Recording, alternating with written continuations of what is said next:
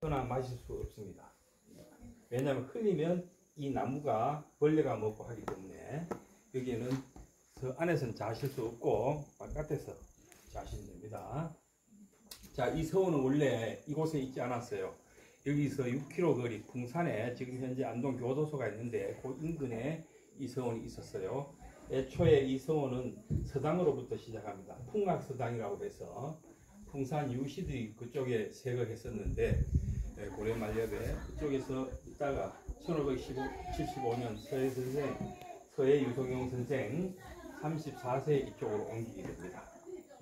앞에 산이 병산입니다. 병산의 병자가 병풍이라는 뜻입니다. 병풍 병자. 여러분들 제사 지낼 때 병풍 치죠? 병풍 왜 치느냐? 사악한 기운이 들어오지 못하게 치는 겁니다. 병풍과 닮았다 해서 병산인데 저게 7폭의 병풍을 닮았다고 해요. 왜 하필 7폭이냐? 옛날에 선비들은 짝수보다 홀수를 좋아했어요. 그 홀수가 왜냐하면 양수야, 양수. 짝수는 음수예요. 그래서 요즘은 아마 병풍을 만든 보통 8폭을 만들죠. 그런데 칠로 되는 것 같습니다. 그렇게 추정할 뿐입니다. 그래서 앞에 만대루가 7칸입니다. 7칸. 자, 앞에 흐르는 내가 낙동강입니다. 낙동강이 저 강원도 태백에서 발원해서 태백 광지에서 발원해서 안동에 와서 저 청송 중앙산하고 영양 1월산에서 흘러오는 물 반변천과 합치면서 강이 2배로 커집니다. 안동 시내에서 합쳐요. 그래서 저 위쪽에는 지금 저기에 보면 강이 좁아 보이지만 저 위쪽에는 강이 폭이 1km가 넘는 데도 있어요. 자, 앞에 들어오실 때 문이 복례문입니다. 복례문. 예를 회복한다 이런 뜻이 있습니다. 논어의 안년이라는 사람이 공자의 수제자인데 안년이 묻습니다. 선생님은 매년 말씀만 하시면 인을 얘기하시는데 도대체 그 인이 뭡니까? 그래서 공자가 대답하지요. 극기복례, 자신의 사욕을 이기고 예로 돌아가는 것이 인을 행하는 것이다 이렇게 대답을 합니다. 거기에서 복례를 가져와서 복례문입니다. 저 문을 통해서 오시면 우리 병산서원에는 예를 지켜야 됩니다. 자, 들어오시면 왼쪽에 보면 조그만 연못이 있습니다. 광영지입니다. 그곳은 주자께서 무의국옥의 그 무의정사를 경영하시고 그다가 방담을 팠어요. 그렇게 하고는 시를 한 수 지었는데 그게 관서유감입니다. 글을 읽다가 어떤 느낌이 있었다. 관서, 볼관자, 글서자. 글을 보다가 있을 유자, 느낄 감자. 느낌이 있었다. 감흥이 있었다는 거죠. 그래서 시를 지었는데 그게 관서유감입니다. 내용은 이렇습니다. 반무방담 일감예하니 천광운영이 공배로다. 반이랑 작은 연못 거울 하나 열리니 하늘 빛과 구름 그림자가 함께 배회하네. 문건 아득 청여호 위우 원두 할수여라. 문론이 어쩜 그렇게 맑은가. 샘이 있어서 물이 끊임없이 솟아나기 때문이네. 이런 식입니다. 그것은 사실은 직역하면 그렇고 의역을 하면은 사실은 이런 뜻입니다. 저 방담이라는 것은 이 서원을 빗대어 얘기한 겁니다. 서원을. 그 서원에는 참 유생들이 많이 공부를 잘 하네.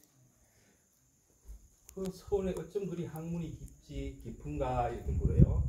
그러니까 우리 서원에는 서해라는 분이 계셔서 학문이 샘솟듯하기 때문이네. 이런 의미입니다.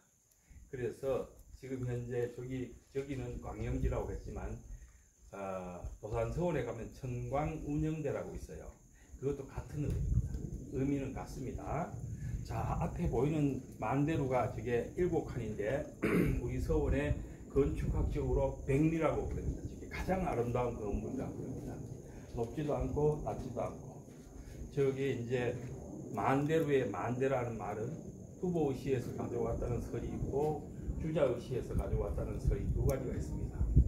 두보의시에는 쓰는 푸른 절벽 저녁에 보아도 좋다 이런 의미가 있어요. 사실은 여기 절벽이 저녁에 노을질 때 보면 참 아름다워요. 그런데 주자의 시에는 아득히 만대봉이 있네 이런 시가 있어요. 근데 사실은 저는 보기에 주자의 시에서 가져왔을 가능성이 좀 큽니다. 예. 자, 저 앞에 보면 작은 북이 있네요. 북 보이십니까? 만대루각에 북이 하나 걸려 있는데 북 보이십니까? 예, 북이 저게 명고입니다. 뿔일명자 북고자 명고입니다. 논어의 계시편에 보면 계시가 주나라에서 노나라에서 계시가 그 임금보다 더 부자였어요. 근데 그 계시 밑에 공자의 제자 영구가 자신으로 가서 계시를 더 부자 만들어주니까 공자께서 화나서 뭐라고 얘기하냐면은 제자들아 북을 울려서 영구를 비판하거라 이런 말을 해요. 그래서 명고의 공지 가야니라 이런 말이 있는데 거기서 명고를 가져왔습니다. 그래서 저걸 왜 달아놨느냐? 도산서원에도 달아놨고 저 소주서원에도 달아놨고 여기도 달아놨어. 왜 달아놨느냐? 이 서원에 들어온 유생들이 죄를 지으면은 저 북을 울려서 바로 쫓아내는 게 아니고 북을 울려서 죄를 묻고 쫓아냅니다. 한번 서원에서 쫓겨난 사람들은 인생을 망치게 됩니다. 아무 서원에도 갈 수가 없어요. 그리고 양반으로서 행세도 잘 못합니다. 왜냐하면 출문된 놈이라고 누가 섞여주질 않아. 완전히 끝나는 겁니다. 그래서 누구든지 그 서원에서 출문되는 걸 굉장히 두려워합니다. 그래서 그때 사용한다. 자, 저 만대루에 보면은 밑에 누각의 기둥은 구분 기둥이고 위에는 잘 다듬어진 똑바른 나무죠, 그죠? 그래 안 보입니까? 차이가 많죠. 예, 왜 그럴까? 예. 서원에 들어올 때는 다듬어지지 않은 인간으로 들어왔지만 여기 와서 훌륭한 선생을 만나서 공부를 하게 되면 위에 2층의 누각의 그 기둥처럼 반듯한 인간이 된다는 겁니다. 저걸 기둥에도 다 그런 걸 철학을 담아놨어요. 자, 여기 보면 왼쪽에 집이 동제, 저게 서재입니다. 동제에는 좀 선배 유생들이 기거했고 여기 서재에는 후배 유생들이 기거했습니다. 자, 요게 이제 순수한 강당입니다. 서원은 강학 공간, 그 다음에 저기 계속 공부만 할 수 없기 때문에 저는 심신을 수양해야 되기 때문에 심신을 수양하는 쉬는 공간, 저게 만대로는 쉬는 공간입니다. 유식 공간이라고 그러죠. 그 다음에 제양하는 공간, 뒤에 사당이 있습니다. 제사를 지내는 공간이 있습니다. 서원의 목적은 두 가지가 있습니다. 현자를 높이는 거 한 가지, 그 다음에 학생을 기르는 교육적인 측면, 선비를 기르는 거 한 가지, 두 가지 목적이 있습니다. 그래서 존현, 양사라고 그래요. 어진이를 높이고 존현, 양사, 기를 양자, 선비 사자, 선비를 기른다. 두 가지 목적이 있습니다. 자, 여기는 선비를 기르는 강학하는 공간입니다. 이 방이 우리 서울의 가장 높으신 분, 원장님이 들어가는 방입니다. 그 방이 이름이 명성집입니다. 여기 중용, 여러분 중용 들어보셨죠? 중용 들어보셨어요? 사서상경중에 중용 제21장의 명성이라는 글이 나옵니다. 성으로 말미암아 밝아지는 것을 본성이라 하고 밝음으로 말미암아 성실해지는 것을 가르침이라고 하니 성실하면 밝아지고 밝아지면 성실해진다 이런 글이 있는데 심학을 원한 겁니다. 그래서 어렵습니다. 거기에서 명성이 나왔고 그래서 서원 원장으로 오시는 분은 밝은 지성과 성실한 마음으로 학생들, 선비들 지도해라 이런 뜻이 있어요. 자, 여기 이제 이 당호 이름이 입교라는 거예요. 입교는 여러분 소학 들어보셨죠? 소학? 15세 미만의 학생들이 옛날에 공부하던 책이 소학책입니다. 자, 소학 제1편 첫 장을 탁 제치면 제1편 입교편입니다. 가르침을 세운다 이런 뜻이 있어요. 소학에서 가져온다. 요거는 경의제, 홍경정자, 의로의자. 요거는 경이라는 말은 주역에서 가져왔어요. 여러분 사서삼경 중에 역경 들어보셨죠? 역경? 역경이 바로 주역입니다. 주역에는 64개의 괴가 있어요. 거기에서 두 번째 괴, 본괴라고 있어요. 본괴에서 가져왔습니다. 경의직내 의방해라는 말이 나와요.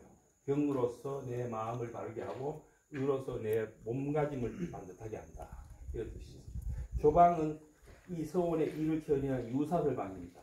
원장을 보필하고 유사들, 학생들을 지도하는 선생들이 기도하는 방인데 저 유사들은 경으로서 내 마음을 바로잡고 의로서 내 몸가짐을 가지런히 한 뒤에 학생들을 지도해야 된다 이런 뜻이 있습니다. 뒤에 이제 재향하는 공간. 우리 서원에 모시는 서해 유성용 선생하고 수왕 유진이랑 두상 비판을 보관하고 있어요. 춘추로 봄과 가을로 두 번 제사합니다. 제사할 때만 저 사당문을 엽니다. 그래서 두 분을 모시고 있습니다. 저 앞에 집돌에 팔개가 그려져 있는데 보입니까? 팔개? 태극기 공공관리 할 때 이거 그려진 보이죠? 저게 우리나라에서는 남북 통틀어서 주춧돌에 저렇게 팔개가 그려져 있는 것은 여기밖에 없어요. 네. 제일 저쪽 가액기가 수지 비계 아주 비색한 시기를 얘기하고 이쪽에 두 번째 게 수화기제 어느 정도 정리된 시기. 이거는 대산소가 조금 지나친 시기. 태풍계가 크게 지나친 시기. 이런 시기인데 서해 선생이 일생을 그대로 표현한 곳이다. 하십니다. 자, 뒤에 건물이 이제 장판관. 요즘으로 치면 도서관이라고 볼 수 있어요. 복판을 보관하던 곳입니다. 장판관. 요 뒤에 이제 나무가 이게 대형나무입니다. 380m. 380m였어요. 자, 이 서울에 배양되어 있는 특히 서해 선생은 여러분 잘 아시겠죠? 임진왜란 때 가장 큰 공을 세우신 분이에요. 임진왜란 때 영의정이 되셔가지고 중국공 미술증을 청구하고 그 다음에 건율장을 청구해서 나라를 독탄해서 구해냈어요. 그럼 가장 공이 큽니다. 자, 뒤에 있는 산이 화산입니다. 화산. 포탄자 화산입니다. 앞에 산이 용산이죠. 두 개의 산이 조화를 이루어서 여기에 명당이 되었다고 합니다. 저 산의 기운이 내려오다가 쭉 빠져나가려고 하니까 저 산이 탁 막고 있어요.